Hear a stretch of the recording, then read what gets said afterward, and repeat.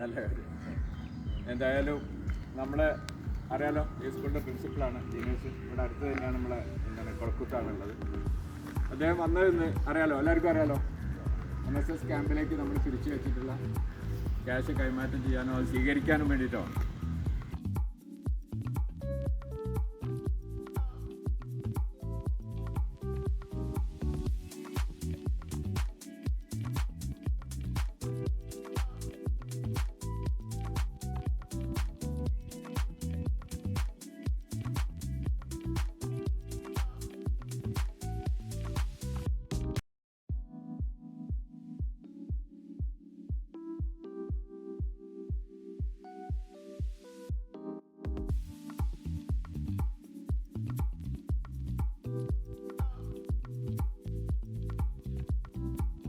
ഓക്കല്ലേ, കൊടുത്തട്ടെ.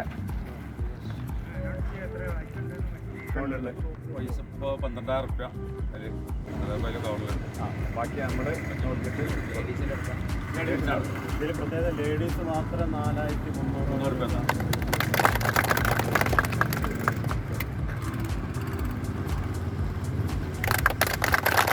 പ്രവർത്തകരെ വളരെയേറെ സന്തോഷമുണ്ട്. പ്രത്യേകിച്ച് നമ്മൾ ഇന്ന് ആരോഗ്യ മേഖലയിൽ വളരെ വിഷമഘട്ടത്തിൽ പോകുന്നൊരു പ്രയാസഘട്ടത്തിൽ പോകുന്നൊരു സമയമാണ്. കാരണം നമുക്ക് ആർക്കും അതിന് സമയം കിട്ടാതിരിക്കുക, അല്ലെങ്കിൽ വ്യായാമം ചെയ്യാതിരിക്കുക, അതുമായി ബന്ധപ്പെട്ടുണ്ടാകുന്ന പ്രയാസങ്ങളൊക്കെ വർദ്ധിച്ചു വരുന്നൊരു കാലഘട്ടമാണ്. അപ്പോൾ ഞാൻ ഇങ്ങനൊരു പ്രവർത്തനം മെക്സവൻ്റെ നേതൃത്വത്തിൽ ഇവിടെ വെച്ചിട്ട് കൂടിയതിൽ എല്ലാവരെയും അഭിനന്ദിക്കുകയാണ്. പ്രത്യേകിച്ച് ഇത് ചെയ്യുന്ന കാരണം ഞാനടക്കം ഇപ്പം രാവിലെ എണീറ്റ് നടക്കാത്ത ദിവസങ്ങളില്ല.